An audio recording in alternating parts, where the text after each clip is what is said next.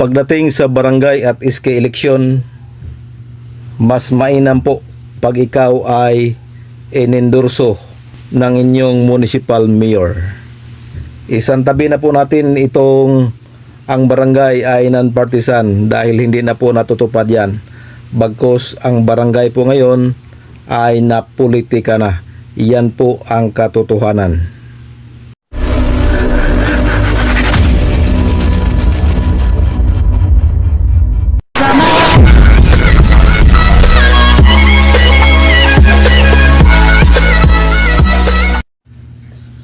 Hello, welcome back sa ating munting channel, Cap John Official.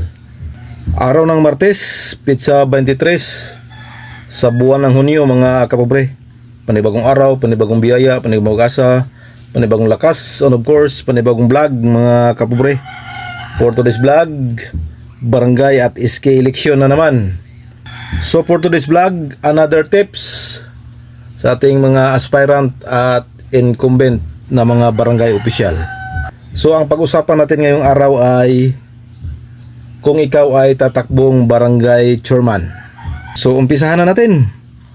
Kung buo na ang iyong desisyon na ikaw ay tatakbong barangay chairman sa inyong barangay at nakonsulta mo na ang iyong pamilya, kamag-anak, mga kapitbahay, mga barkada, mga kaibigan, kung nakonsulta mo na sila at sila po ay 100% na susuporta sa iyo, ay all goods na yan.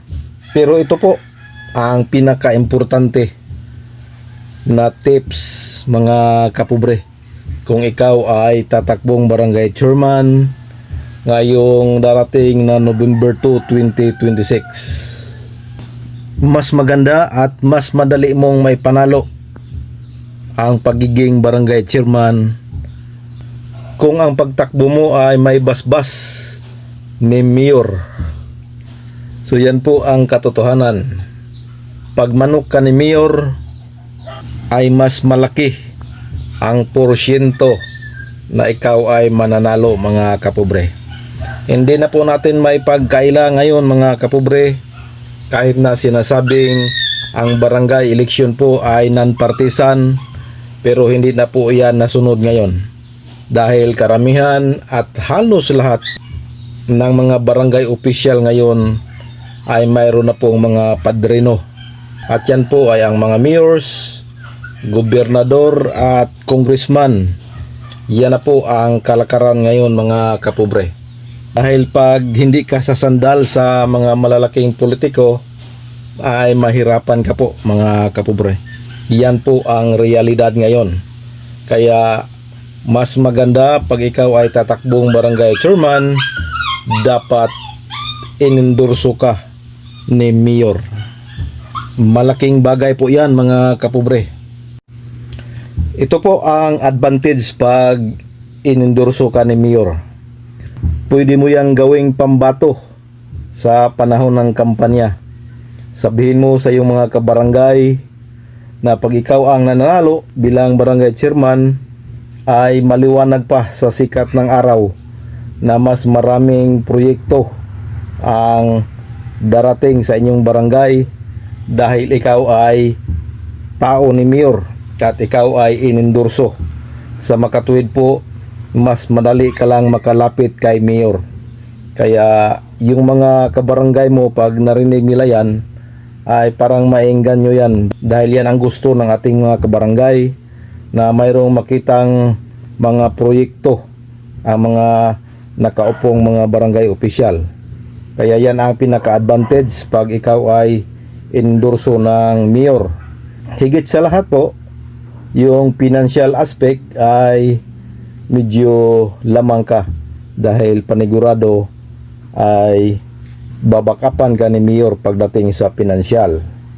So yan ang pinaka mainam na tips. Dapat inendorso ka ni mayor na tatakbong barangay chairman, dahil pag mayroon kang mga kabarangay na ayaw sa'yo, pwede kang magpatulong ni mayor at si mayor na ang bahala dyan, dahil sino namang taong tatanggi pag si mayor ang kakausap Kaya napaka-advantage po pag si Mayor ang iyong nasa sandalan.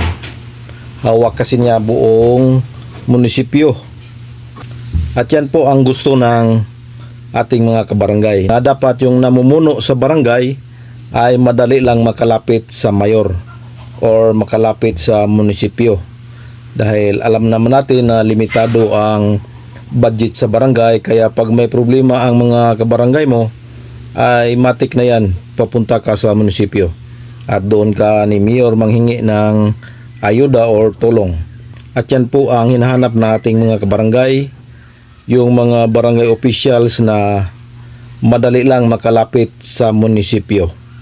Pero hindi naman natin nila lahat. Mayroon naman ding nananalo na hindi kaalyado ni Mayor. Pero kung porsyento ang pinag-uusapan natin, ay mas malaking porsyento po ang kaalyado ka ni Mayor pagdating sa barangay at SK election. So yan po, huwag na nating isipin yung barangay ay non-partisan, hindi na po natutupad yan, bagkus yan po ay napolitika na ang barangay. Kaya kailangan mo rin na sumabay sa agos, lalo na politika ang pag-usapan. So yan po ang aking tips for today. This is your Cap John Official. Please subscribe, please support. Bye-bye and God bless us all.